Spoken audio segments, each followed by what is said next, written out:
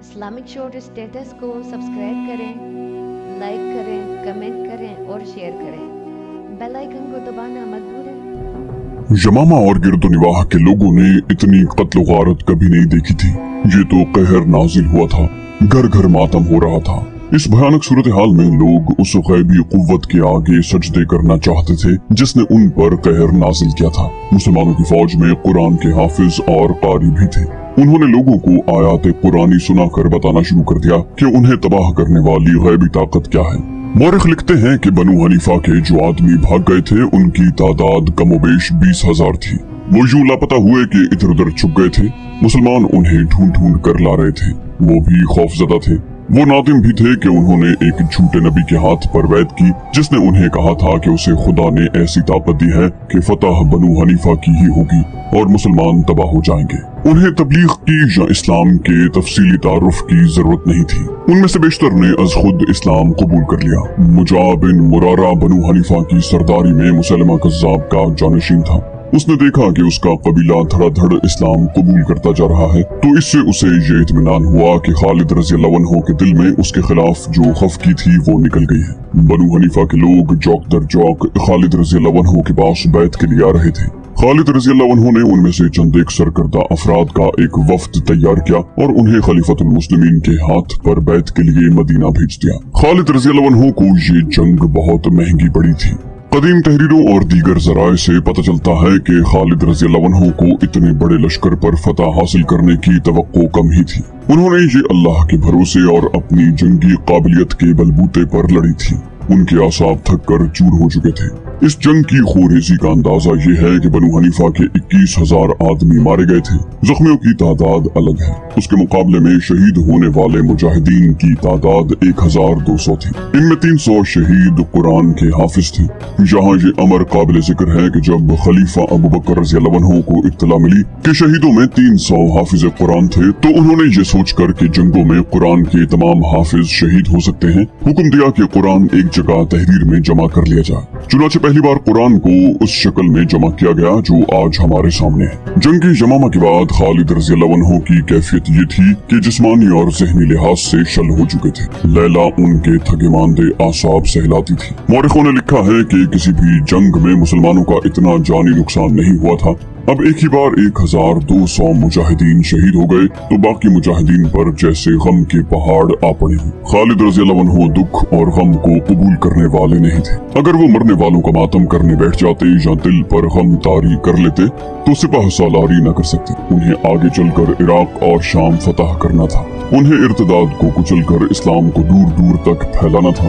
اس لیے وہ اپنے آپ کو رنج و علم سے آزاد رکھتے۔ لیلا نے خالد رضی اللہ عنہ سے کہا، ولید کے بیٹے، میں تمہیں اس عظیم فتح پر ایک تحفہ دینا چاہتی ہوں۔ خالد رضی اللہ عنہ نے کہا، کیا اللہ کی خوشنودی کافی نہیں؟ لیلا نے کہا، وہ تو تمہیں مل گئی ہے، تم اللہ کی تلوار ہو، میں اس دنیا کی بات کر رہی ہوں، تم بہت تھک گئے ہوگے۔ خالد رضی اللہ عنہ نے پوچھا، تحفہ کیا ہے؟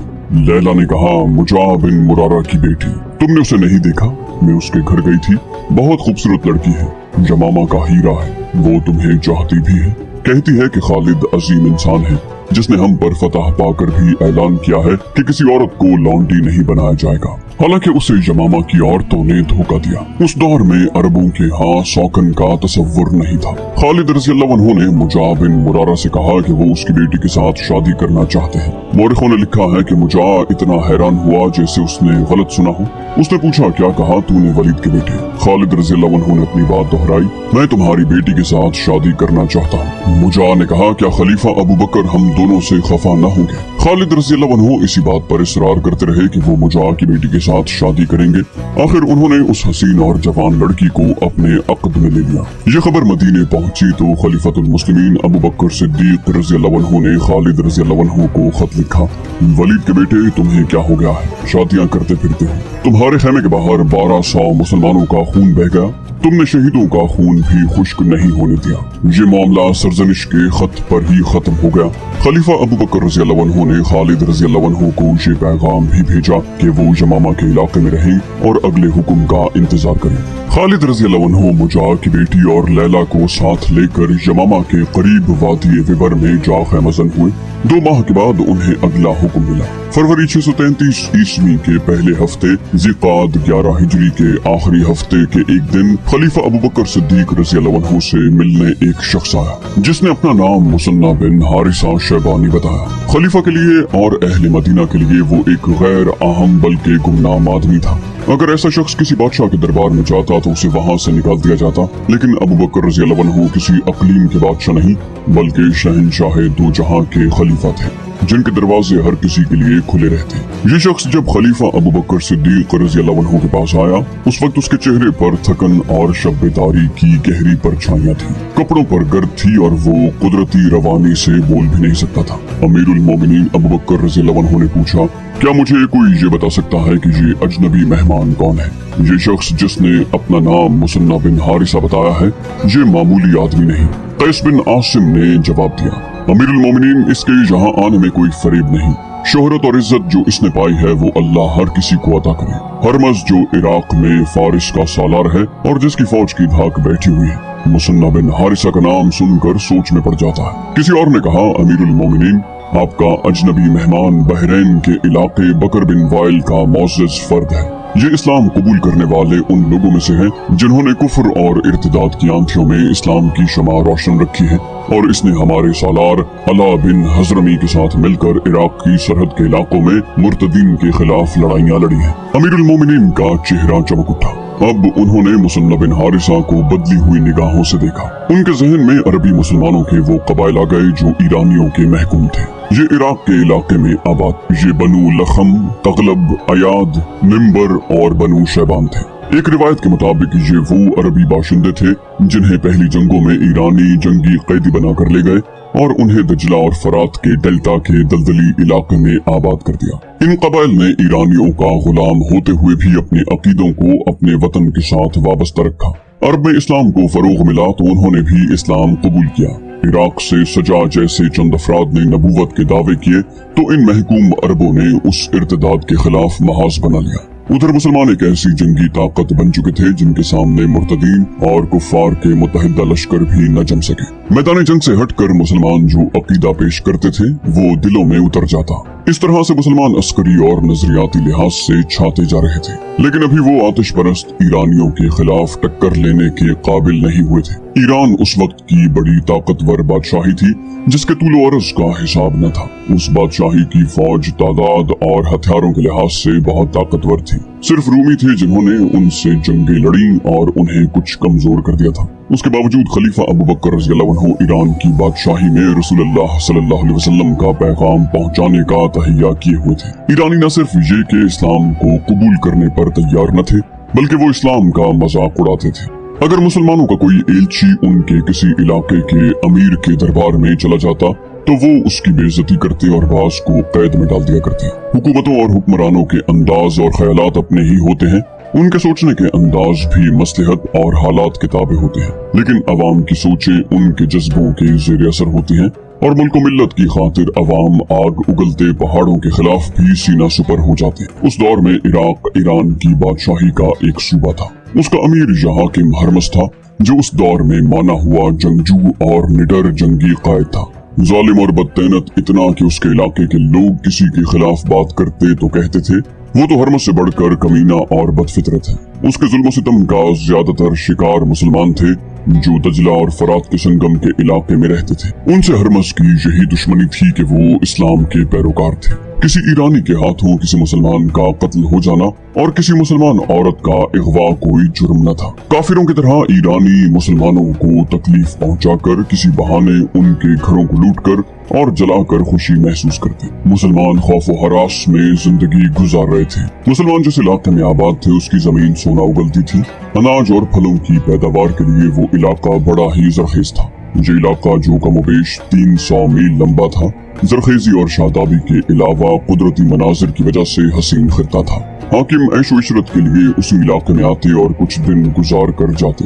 इस जरखेज और शादाब इलाके में मुसलमानों को आबाद करने का ये मकसद नहीं था कि वो खेती बाड़ी करें और खुशहाल रहें, बल्कि उन्हें यहाँ मज़ारों की हैसियत से रखा गया था। वो जमीन का सीना चीर कर शबाना रोज मेहनत और मुशक्कत से अनाज और फल उगाते, मगर उसमें से उन्हें उतना ही हिस्सा मिलता जो उन्हें महज जिंदा रखने के लिए काफी होता। जमीन की उगली हुई तमाम दौलत हाकिमों के घरों में और ईरानी फौज के पास चली जाती। मुसलमान मज़ारों के लिए गुर्बत और ईरानियों की नफरत रह जाती थी। मुसलमान अपनी जवान बेटियों को घरों में छुपा कर रखते थे। किसी ईरानी फौजी को कोई मुसलमान लड़की अच्छी लगती तो वो किसी न किसी बहाने या उसके घर वालों पर कोई इल्जाम आयद करके उसे अपने साथ ले जाता। ईरानी फौजी किसी बहाने के बगैर भी मुसलमान लड़कियों को अपने साथ जबरदस्ती ले जा सकते थे, लेकिन गुलामी और मजलूमियत के बावजूद मुसलमानों में गैरत का जज्बा मौजूद था। पहले पहल जबरदस्त अगवा की वारदातें हुई तो मुसलमानों ने 2-3 फौजियों को कत्ल कर दिया।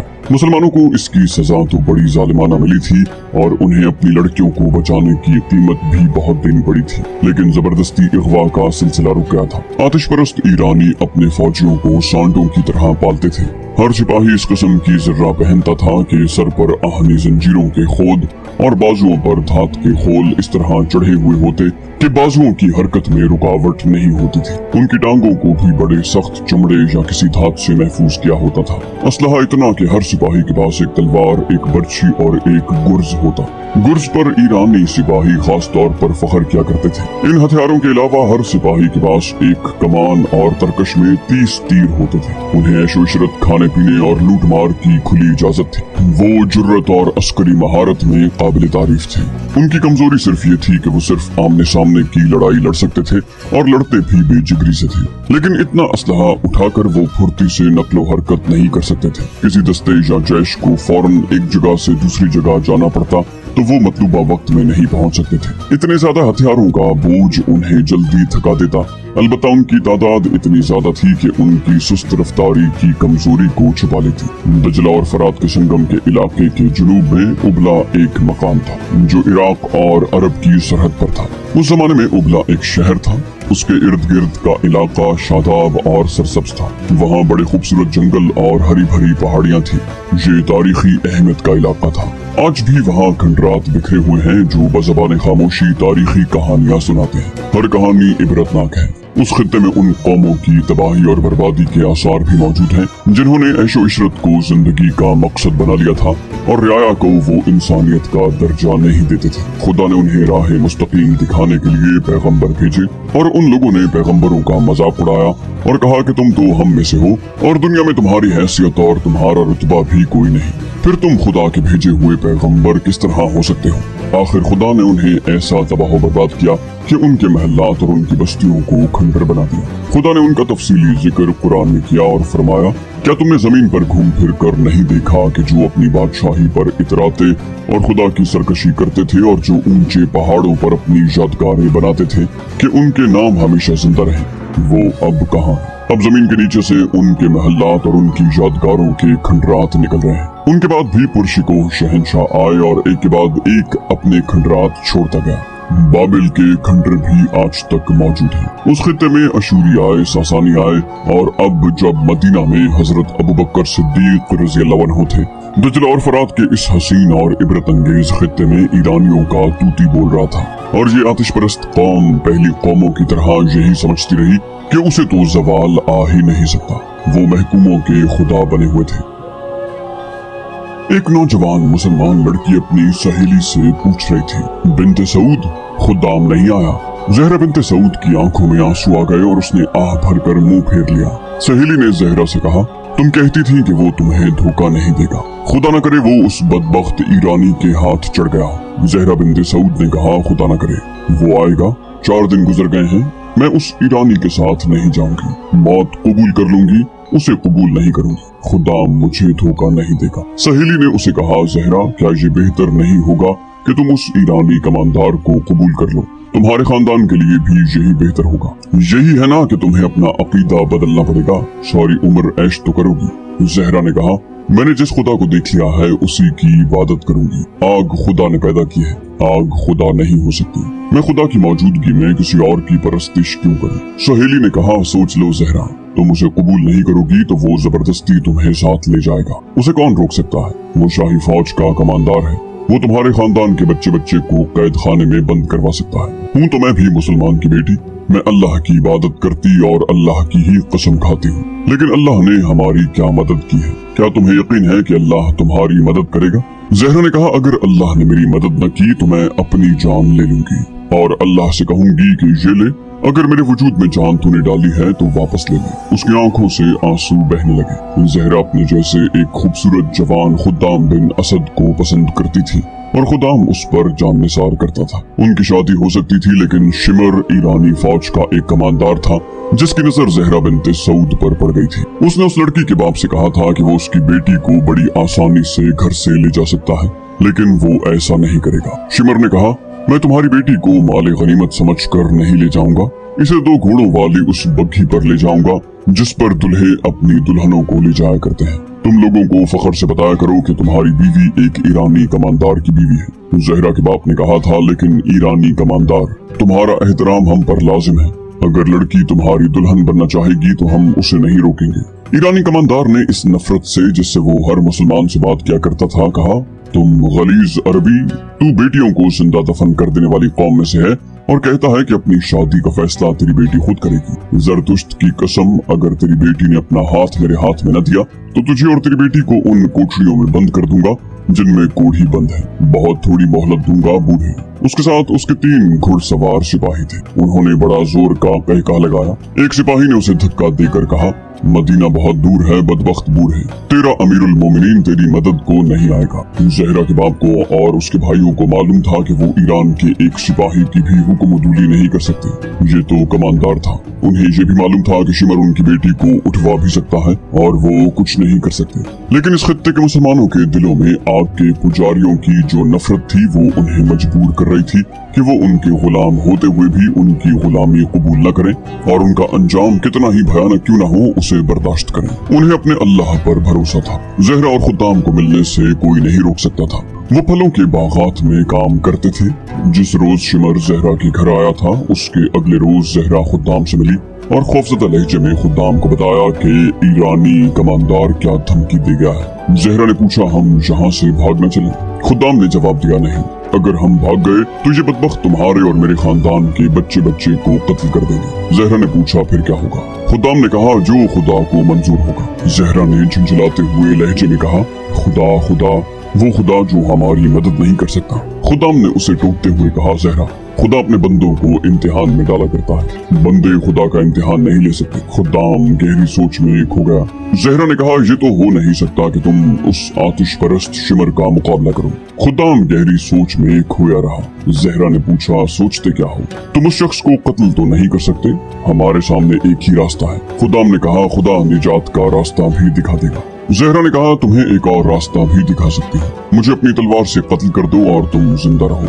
खुदाम ने कहा, थोड़ी सी कुर्बानी दो, मैं उस नफरत का अंदाजा कर सकता हूँ जो शिमर के खिलाफ तुम्हारे दिल में भरी हुई है, लेकिन उस पर ये जाहिर करो कि तुम उसे पसंद करती हो, उसे धोखे में रखो। मैं कुछ दिनों के लिए गायब हो जाऊंगा। जहरा ने पूछा, कहाँ जाओगे, क्या करने जाओगे? खुदाम ने कहा, मुझसे हर बात न पूछो जहरा, मैं खुदाई मदद हासिल करने जा रहा हूँ। जहरा ने उसके कंधे पर हाथ रख कर कहा, खुदा की कसम खुदाम, अगर तुमने मुझे धोखा दिया तो मेरी रूह तुम्हें चैन से नहीं जीने देगी।